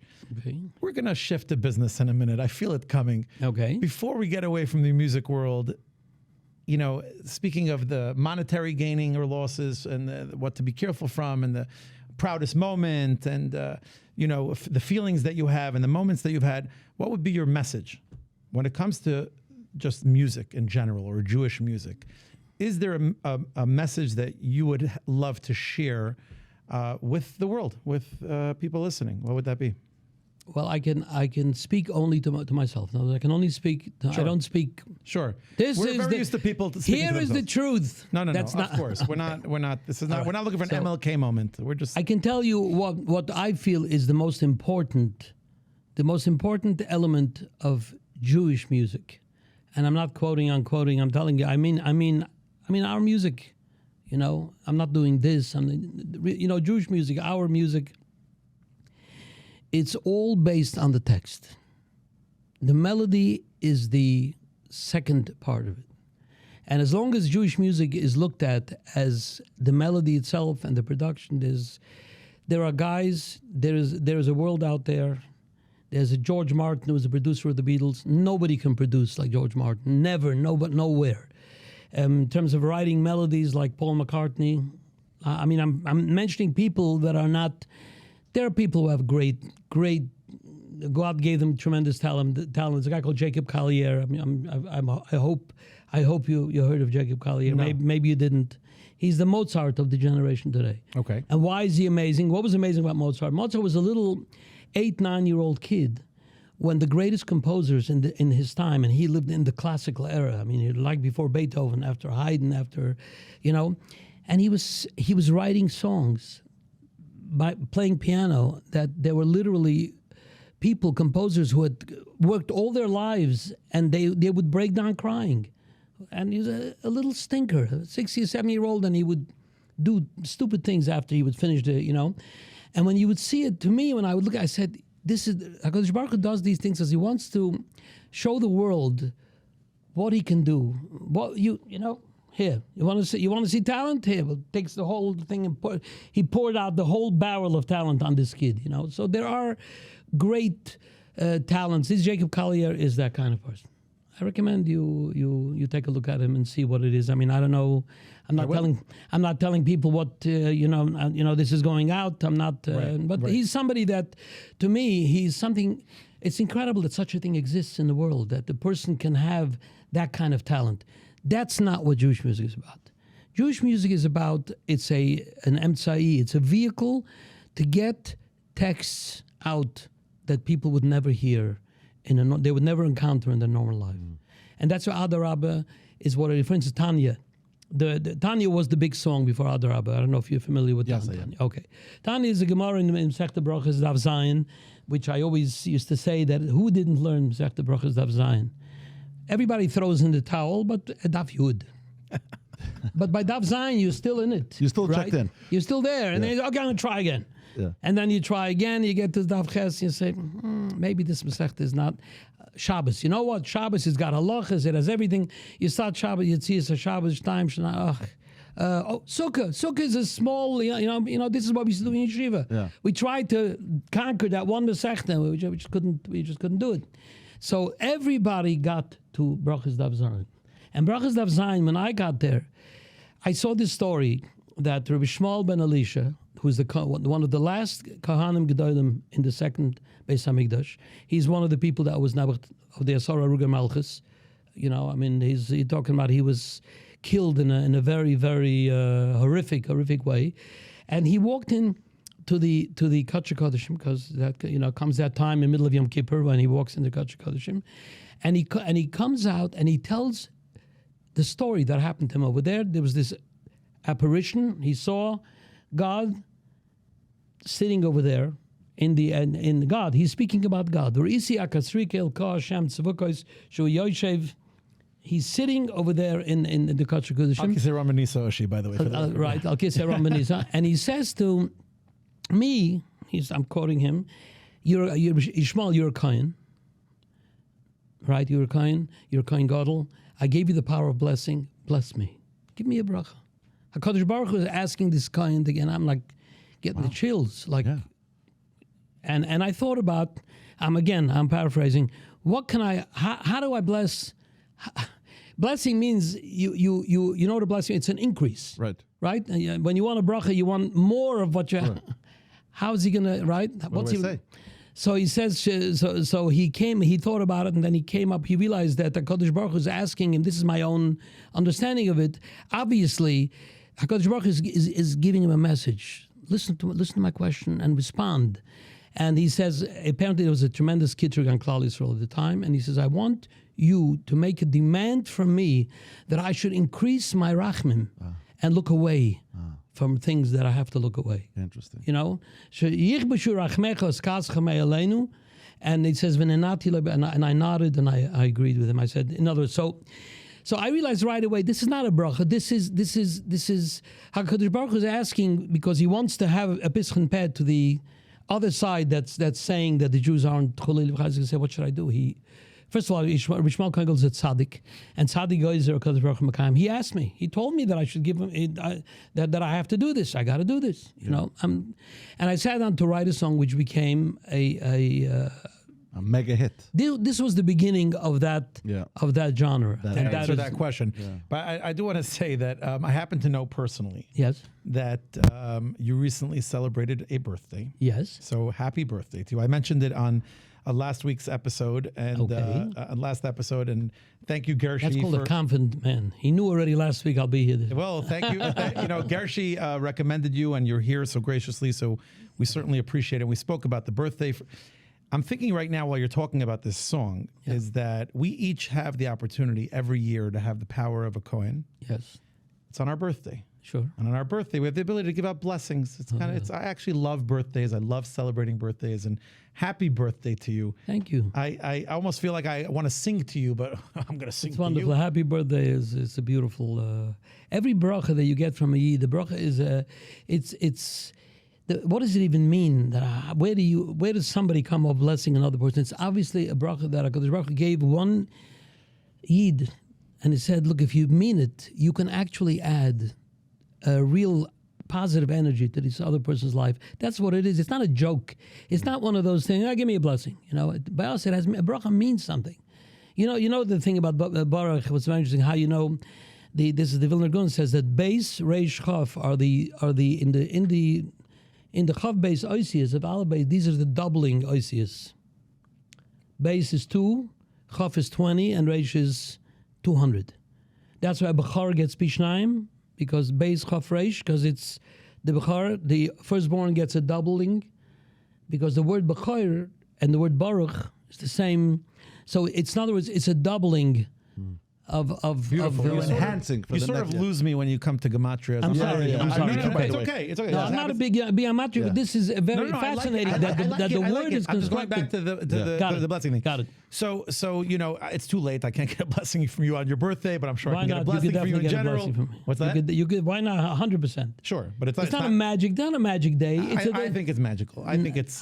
well, I hear what you're saying, but I think what it's supposed to. You know the It's a thing. special day. You know the thing with the red thread. Sure.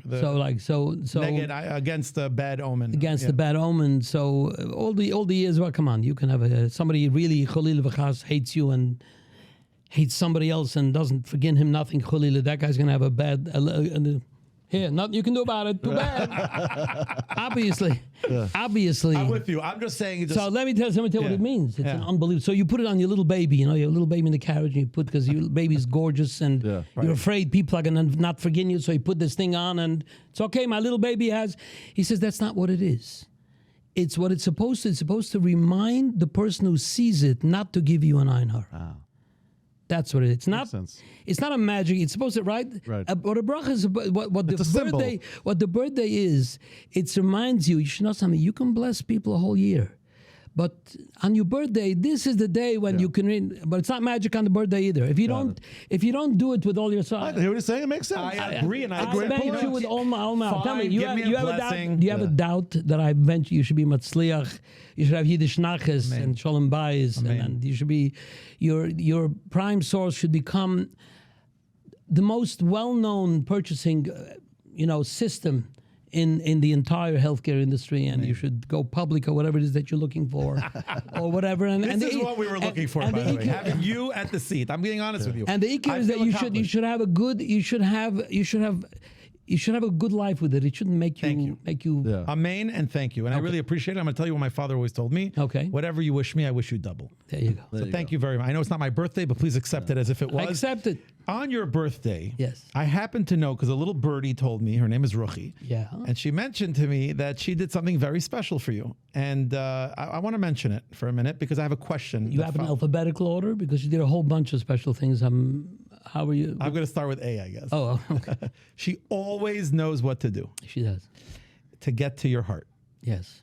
She knows me. Well, That's people right. can't hear you on the mic, but what Ruchi is saying is that it's your best friend right here. And My I agree. Ruchila. Ultimately, I happen to know that what she did was she spent a very long time and a considerable amount of effort and got people a year of work that she put into your birthday gift, which is so beautiful. It's like I'm getting emotional even talking about it.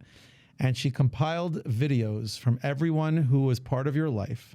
And she took her time and created a over 3-hour compilation of videos of people that were connected to you in your life, giving you a blessing. Wow. 3 hours? More, 3 hours and 15 minutes. I'm more amazed that there's so much content for 3 hours, that you have so many people out there that are wishing you well and that cared enough to record something for you. Yeah. I mean, you made lasting impressions on people that you haven't. I could get maybe 8 minutes, 10 minutes Okay, for me. you're just getting started. Take and, it and easy. half of it agree, from my right? Yeah, wife. Double these your young age. guys, they all want to Double your be. age, they all- exactly. yeah, come on. Slow down. That's Put the impressive. effort in. That's very, very impressive. Have you watched all of Yes, it already? You yes. watched all We of it. went on vacation afterwards I'm for a just week. curious, if I may ask you, Yes. and I don't want to get too invasive, If you're personal. going to ask me who was the most... Not most. Not most. That's a great question. I'd love There's to no hear that. favorite. There's no most. I'm just curious.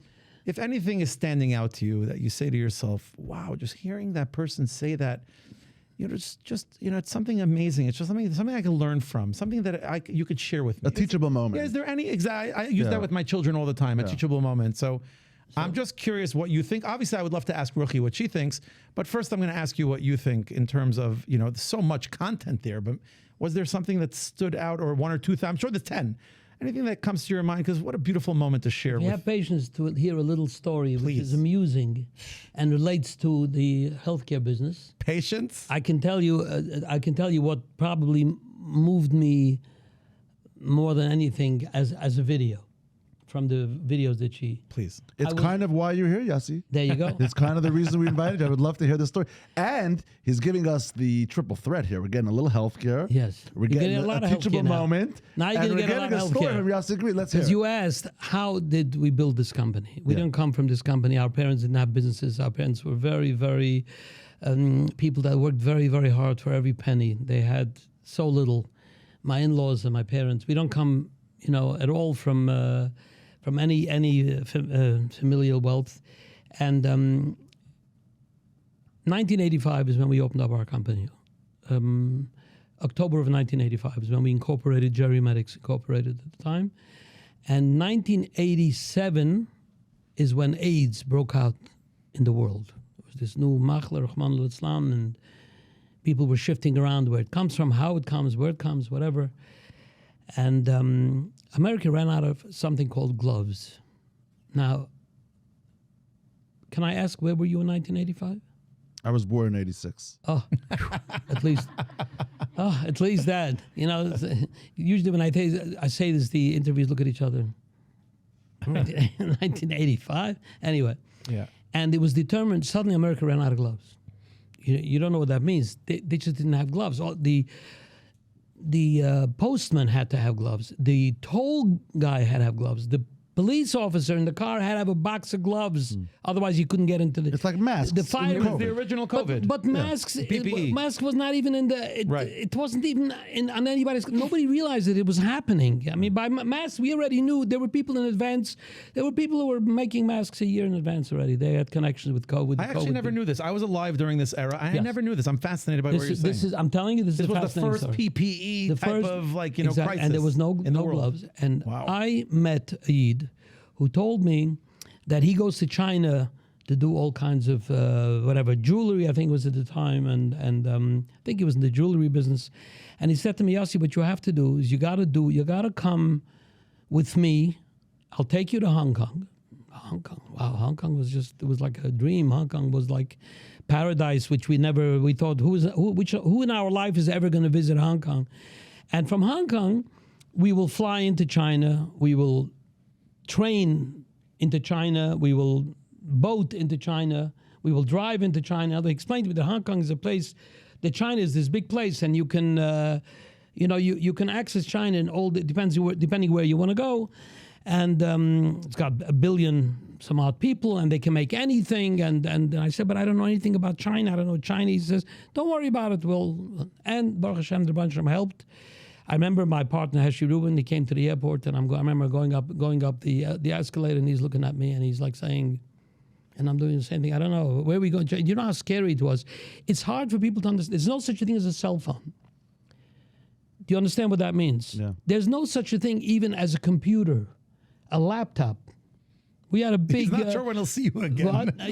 We didn't, but we understood. Right, of Somehow, course. I was like, That's just go, Yeah. just go. Wow. And I was I was a scaredy cat. I was she's not a good cheerleader, I was though. not a brave person Yeah. ever in my life. This was very scary. Wow. And I got on this plane, and the ride was it was a 16-hour flight with all kinds of stop-offs. Anyway, and I was able, Baruch Hashem, to buy gloves, and I came back, and every container that we bought. Now, container cost at that time, it was $60,000 because you would have 1,000 cases in a container, and each case was $60, and it was latex gloves. No such thing as a vinyl glove didn't exist. Nitrile was not even in the planning stages. It was latex That was the thing. And what was very strange, what I found out was that there were certain very big medical supply companies, hospital supply companies, which, by the way, are all gone because a lot of them went out of business because of AIDS. They had contracts with hospitals to sell them a case of gloves at a certain amount of money. And by the way, gloves you were able to buy for $60 a case of latex gloves on the market. These guys won health and hospital contracts that they had to supply this for, let's say, for $55 and make their lousy $2.50. And if they don't supply it, because they don't have, the hospital's allowed to go out and buy it on the open market and bill back the company. Wow. Can you imagine that? Wow. Carbon after carbon after carbon. These places were toppling. Because they weren't only selling them gloves, they were selling them so many other things. Yeah, but the gloves... But that crippled them. That was the number one item. And who brings gloves? Wow. These two stinkers that just opened up a company. And we're on the pier. They call us the boys from the pier, because we were on Pier 41. We were called the boys from the pier. And I would come in. So I also found out why you needed money. Until that time, people would say to me they wanted to invest. You want us to invest in your company? What am I going to do with the investment? In those days, by the way, I want to tell you something shocking. We sold $50,000 of business the first month we went into business, and our net profit was $25,000. Wow. You can sell $1 million today a month, and if you make $25,000 net profit, you're in a good. You're not going to make $25,000. Yeah. I'm sorry, but No one's going to let you. Can you imagine such a thing? 50% net margin. So the guy would say to me, "I'll invest money. I don't need money. I need customers. I don't need money." They paid. Everybody paid. Why wouldn't they pay? They got paid from right. Yeah. Imagine such a thing. So I wouldn't. I understand, what do we need money for, right? And all of a sudden, every container that I bought was $60,000. And then when I bring it in here, that day there was never one of these big would come with a check, and I sold it for 110. Certified check. I wouldn't take a check. Wow. And he would tell me, certified check? When did you guys open business? I said, a year and a half ago. We're in business for over 100 years. What are you asking us for, sir? I'm sorry, sir. I was worried. I figured I understood one of these checks goes bad and it's over. I go back to wherever I come from, Anyway, so I realized all of a sudden about these $60,000 that you want. So I called up those guys that said, remember? I said, how about now? Do you want to, for every one of the $60,000 that you give me, I could bring back, literally in 4 weeks, I could bring you another $50,000 of profit, which we'll split. And that is how we built our business. Wow. This episode is sponsored by Jerry Medics. I have to just tell you, That interesting? it's beautiful. And when you threw in the word Prime Source over there earlier, this was your beginning. This was your Does this tie hustle. into somebody that recorded a happy birthday message for you in any way? No. Oh, this was just a story of how trigger Jerry Medics started. your thoughts about this. When he asked you the question, it triggered your memory about this. No. Maybe has she had a message? No, because I know ultimately how many there's so people- much. Look at this thing. It says none of your business podcasts, right? Come on, we're going to keep talking about my songs and which is the favorite song and this artist and that guy and the monitors. Come on, tachlis. What's the story with healthcare? You've been to a Billy Joel concert? How many? Many? As many as I could afford. Do you have any connections in the non-Jewish music industry? I have zero interest. Zero. You don't appreciate some I non-Jewish? appreciate everything, but I have What's no your interest favorite in genre? connect. And What I have genre no do you appreciate in the What? non-Jewish music sector? all of it. If it's great music, it doesn't matter. So country, reggae, If hip it's hop, all of it. good, there's not. If it's good, But I love I have an album called The Eighth Note, which has every style. I don't know if you've ever would listen to it, it has every. I have a real reggae song on there.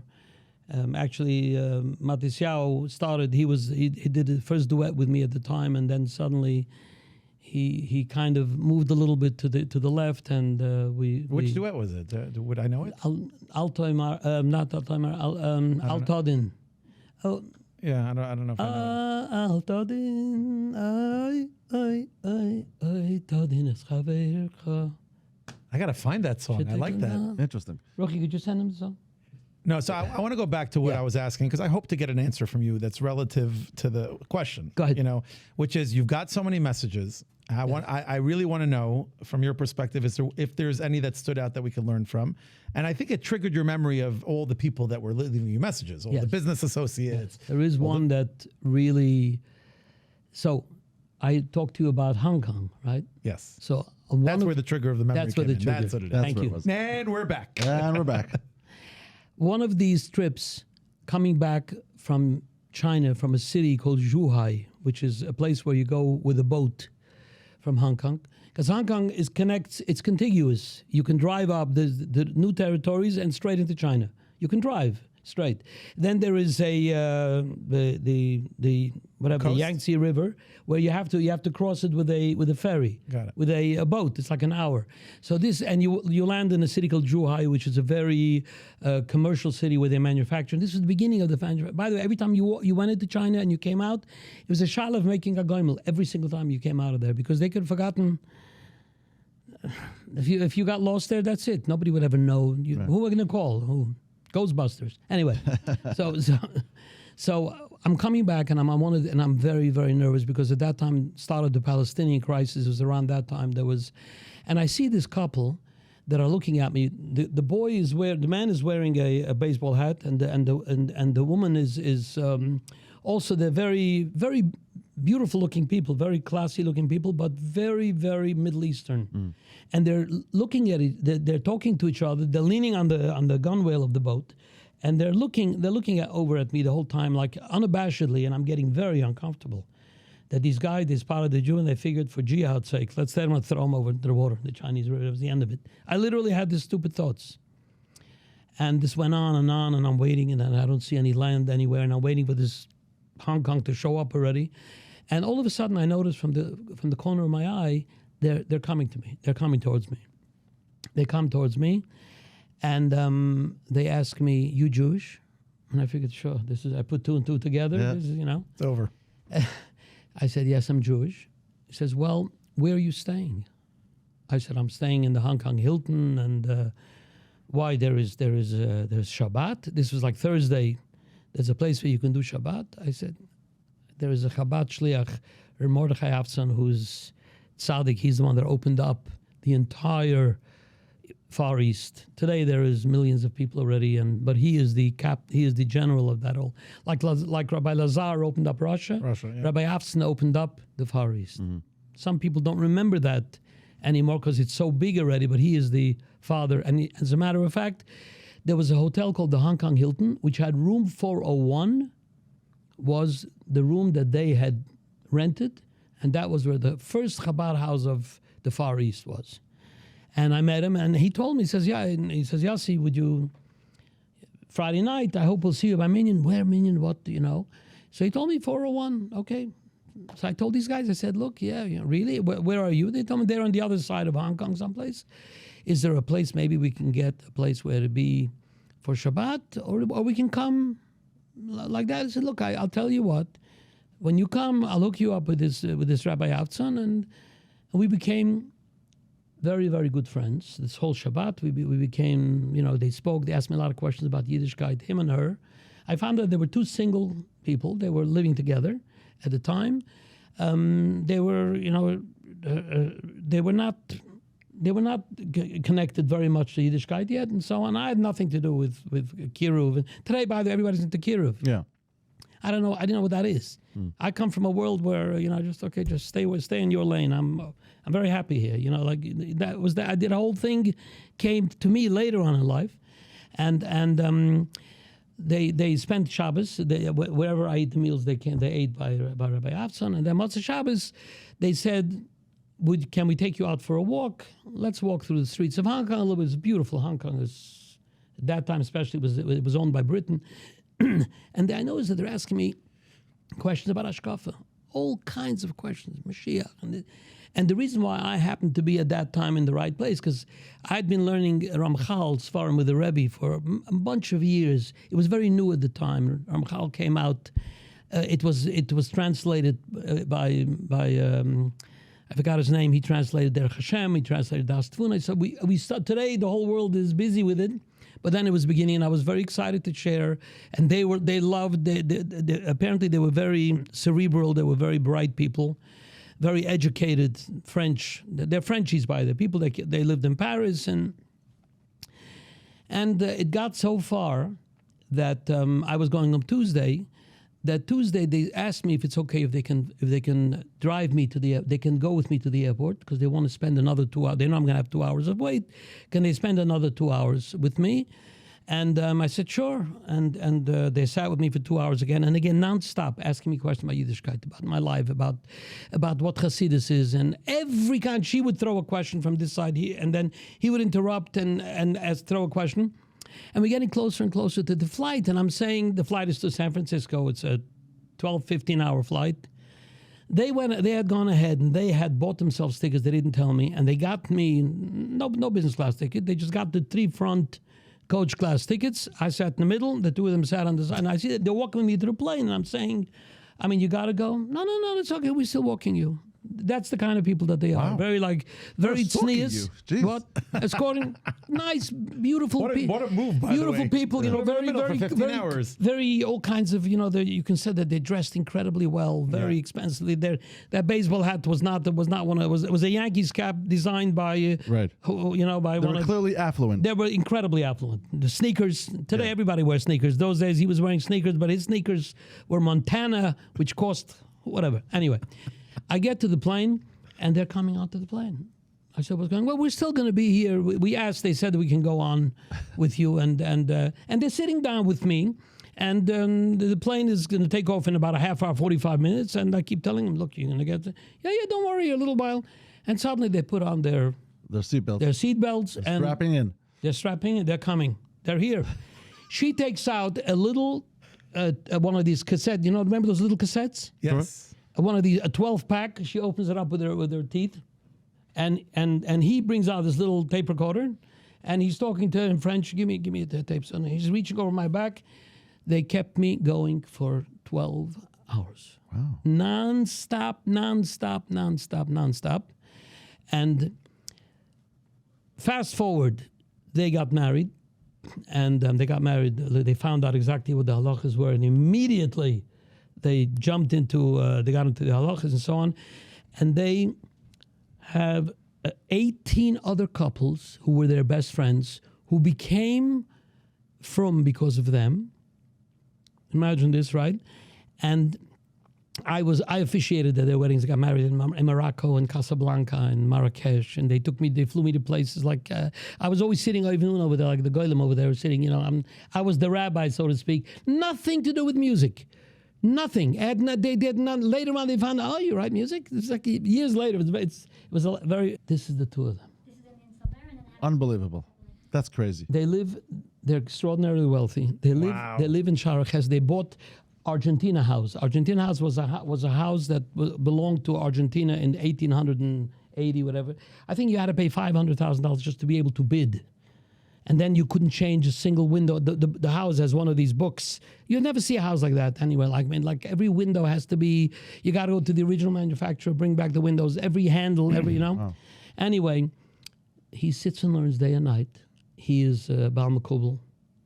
He is, he's a holy person. You'll see him. Send it to him also. You'll see he's so shy. He thanks me for his whole life. He says, "How can I even? It's hard for me to express.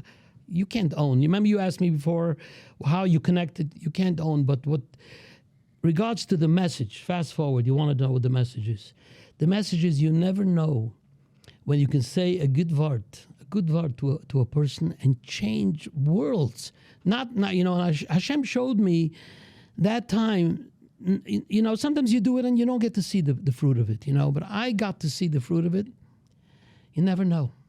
The power that you have, if the moment is right, like that happy birthday that he gave me before, if the moment is right and you say it with the right intent, and the person's ready for it and it delivers, you form a bond that could change universes. Unbelievable. We changed his universe. I look at him. I know he's 10 times. He was one of the many messages that you got in general. Yeah. From he was one out of hundreds. One out of hundreds, and it's amazing that you were able to see all that, encapsulated all that in that one message that he gave you.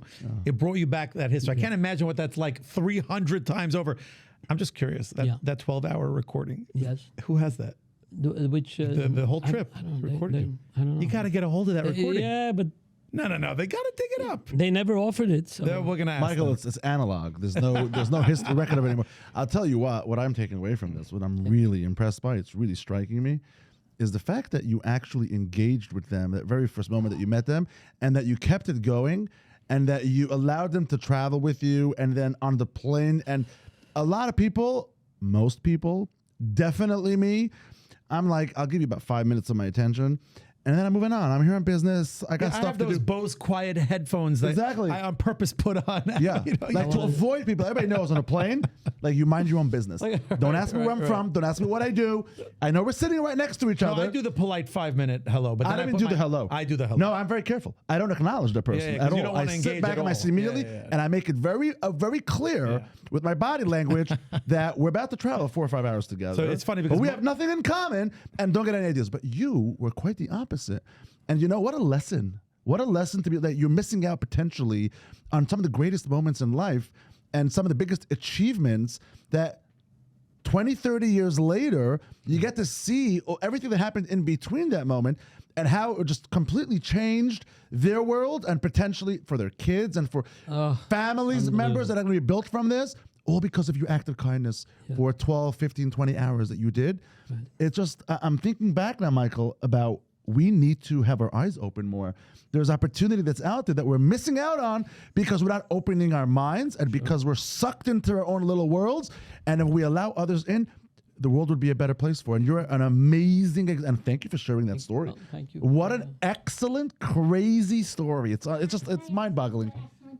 So, real congratulations to you, by the way, on such an amazing feat of putting so many videos together. That's a crazy job, by the way. That in of itself, it's a beautiful gift to be able to give to someone. I'm like, I'm the biggest honor of my life. Hanukkah, whatever, I gave my father another really special gift She's that I worked on for years.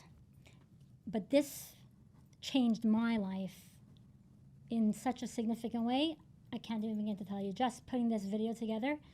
But I want to add one thing first to my father was saying before about this incredible couple.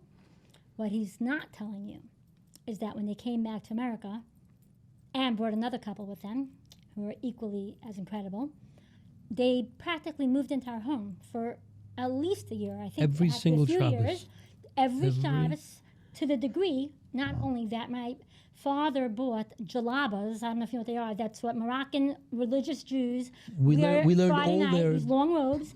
to make them feel like all their No, mirrors. for all of us, for All of them, years. all the kids. When my All husband came into our Zemiras. family, he was like, "What is up with this family?"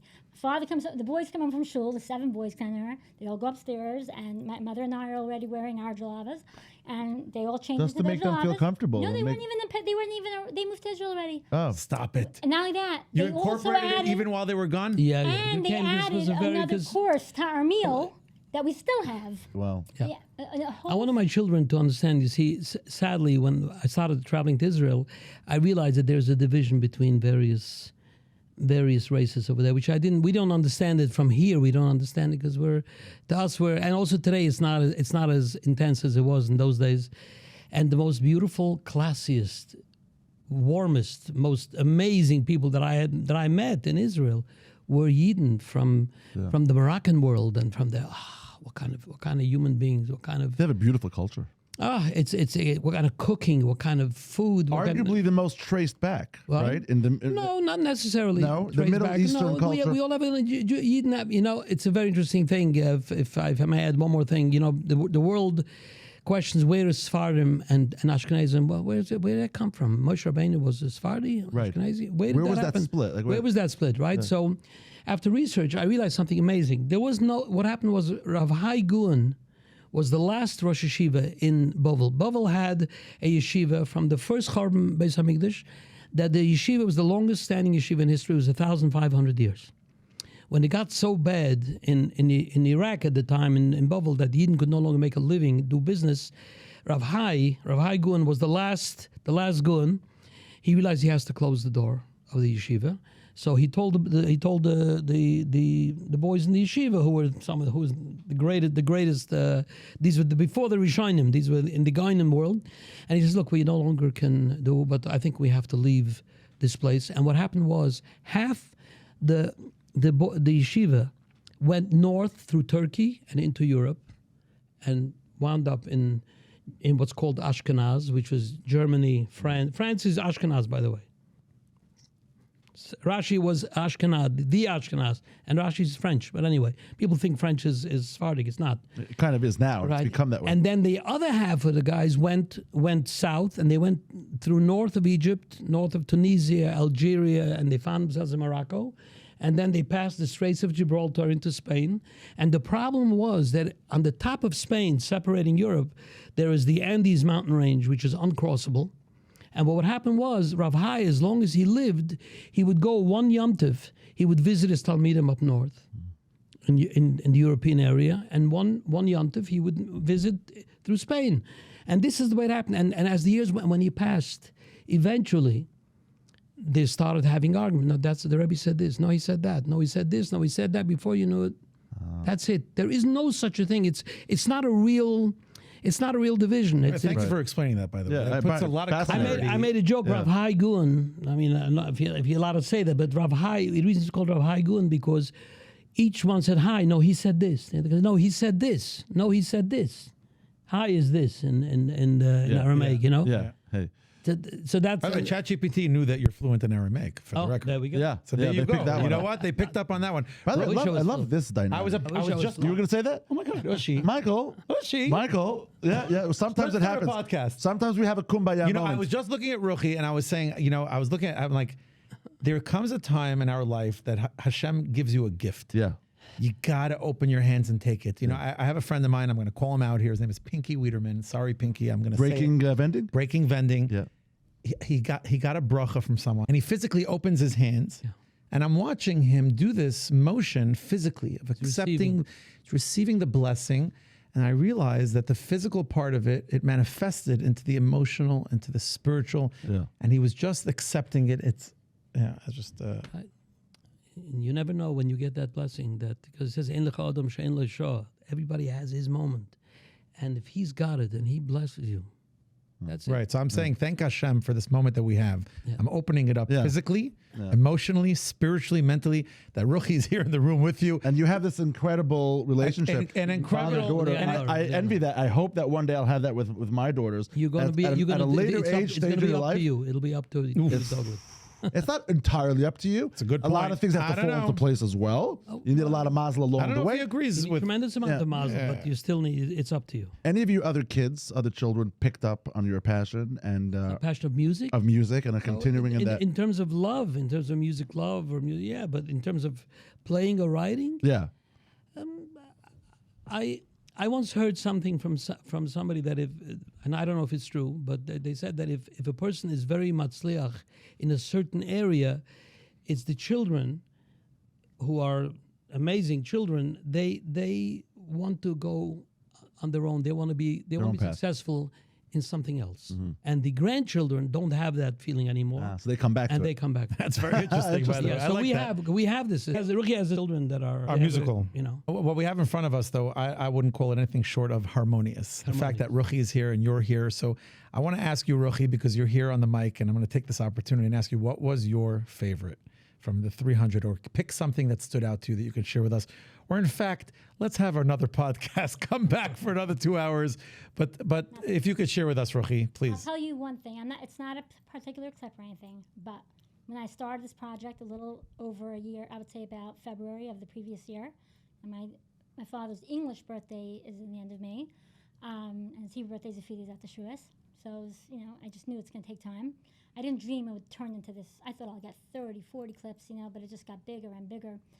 And literally before I started the project, I literally took a moment, I davened Hashem, and I said, please, I know it's up to you, whatever you decide, but I don't want every clip to just be about his music. I want it to be about who my father is as a person, as an individual, as the impact he's made on not only Klal Yisrael as a whole, but even more so on so many individuals in a private way that he won't say about himself. So I'm gonna tell you that out of the 207 clips that made it onto the video, forget about the ones he hasn't even seen yet, I would say at least 50 of them, at least, okay? And I was bawling just watching them, okay? Were all about how one, up to maybe 3 conversations with my father changed their life in a capacity that they never missed a day of learning from that day on until current. I'm talking about anybody in the ages of 50 all the way up to mid-70s. And that, to me, that was what I was dreaming for. Well, But that's another program. yeah. That's what I wanted to say about the video from Yeah. my Well, angle what as a people didn't child. see, what people didn't see in the Gershie Moskowitz podcast that we released now, is that when he called you, which was very random out of the blue, I have to apologize about that. I think we're changing our policy a little bit when it comes to certain But people. it was the right way. Ooh, Sure, of course it was the right way. I started telling you this earlier, that the way you had Gershie make the introduction and the way he did it was the right way for it to be done. If somebody would have asked me, would you consider doing a podcast with people that they're kind of in your industry, and I don't know if you know them well. I don't know whether I would be not that I have anything against it, but I wouldn't have been excited and Right. interested in it, but the way Gershie did it was he has that face of his and he put it in front of the It camera. was authentic. Well, thank you. Yeah, it was genuine. It was in real time. The adrenaline was rushing. And there was. I want to say, first of all, thank you to Gershie, and I want to mention for those who didn't see, you were learning. You were learning. It was, and you had a face on that I saw on video that was in another hemisphere. You were in a spot, and what Ruchi is saying is so true, and I'm curious about that. That's you're a part of your world, obviously. That's my world. That is your world. That's my world. That is the way. That is where. That's the journey, and the stops along the way are the texts that I find along this way. But it's really, it comes from there.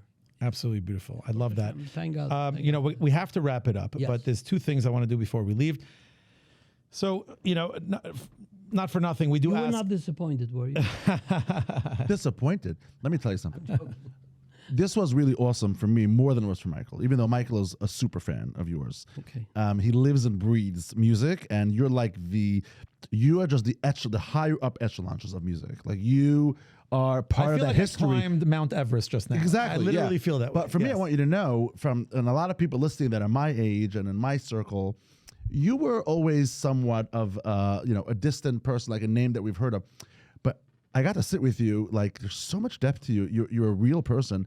It goes way beyond music. Your accomplishments in life, as a family man and as a business owner, and I think a lot of people are going to be, wow, Yossi Green is so many layers to him, and it's inspirational. It really is, because you could be not just in one lane, and that's where that's what you're going to be known for, but you're so diverse and so many aspects to what we uncovered here. I appreciate you opening up. I appreciate you allowing me to see your personality and allowing me to just get to know you. And I think that's what our viewers are going to really appreciate. And I think more people in your position that have been out there for so long, to humanize themselves and to be more in touch with everyone, so we could all see we're all in this together. We're all part of the same circle, part of the same team. I think it's beautiful. The great joy in life is when 2 people connect. So you're a new person for me. You're a new world for me. Yeah. So I'm going home tonight a much richer person than I was on the way in.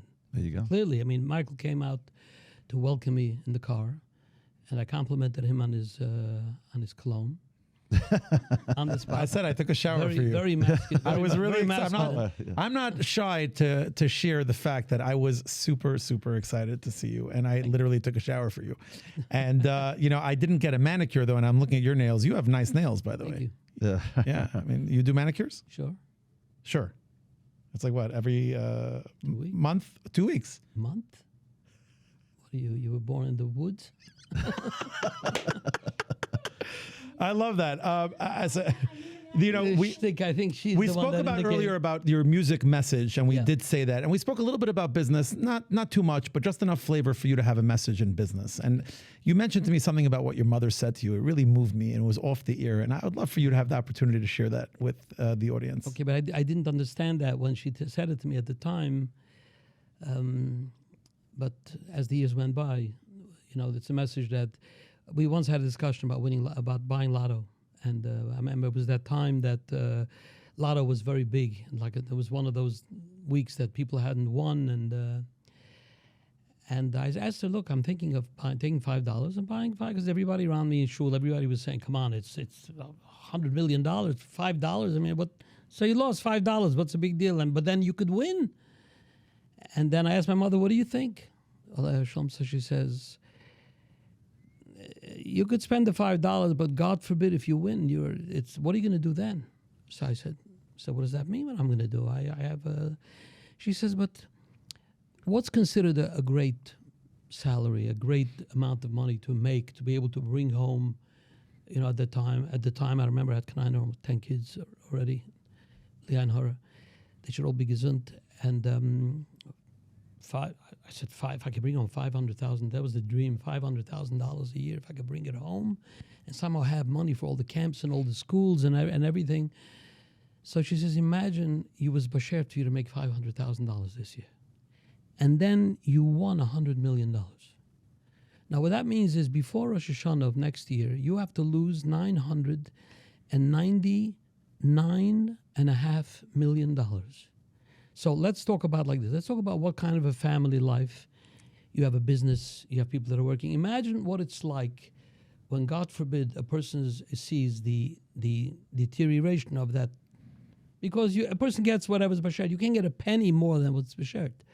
Really. And believe me, I want to tell you something.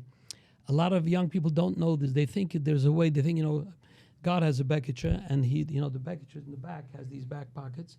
And when he's not looking, you can stick your hand down in there. You can grab out a whole bunch of money that Kavayochel did not notice. No such a thing.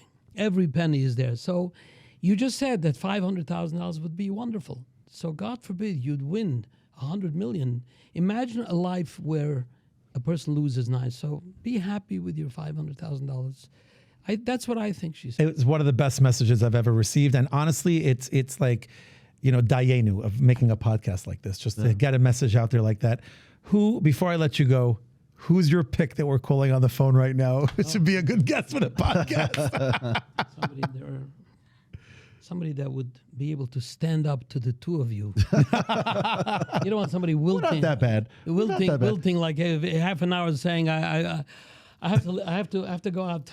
I'm sure you could come up with somebody. Is there anyone that pops into your head?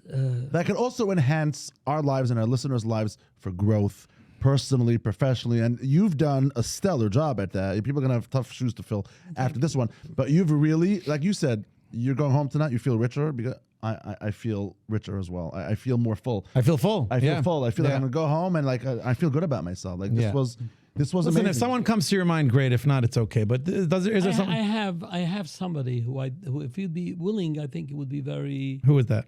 His name is Effie Brand. Okay. He lives in Givatayim. He comes to here very often. He's the one who designed the software for Shield, which would then became a saleable company too when they made their sale. So he designs the most. It's called LIMS. Have you ever LIMS? Lab Information Management Software. When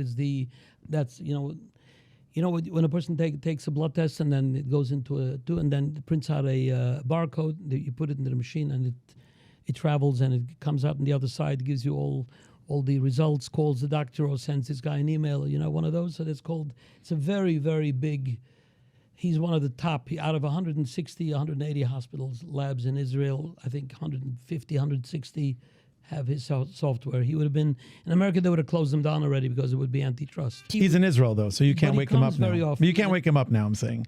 Right? Probably not. No, but you can ask him to join us. I would love that. He is the smartest person that I know. Wow. Wow. Yeah. That's high praises. Yeah, so he went to MIT and he was jumped out of airplanes in the '73 war. And he's just a wonderful, loves music and loves my music and loves to learn and loves. I'll tell you, Rabbi Yossel, I'm excited to have him on. If you can get him on, that'll be fantastic. Thank you so much. He knows every Beatles song. He knows the lyric of every Hebrew song. He knows I'm excited. As we wrap up here, I want to echo what Ushi said and really thank you again for coming and really sharing with us a side of you that I don't think anyone's really heard before. And it's really, I'm just honored.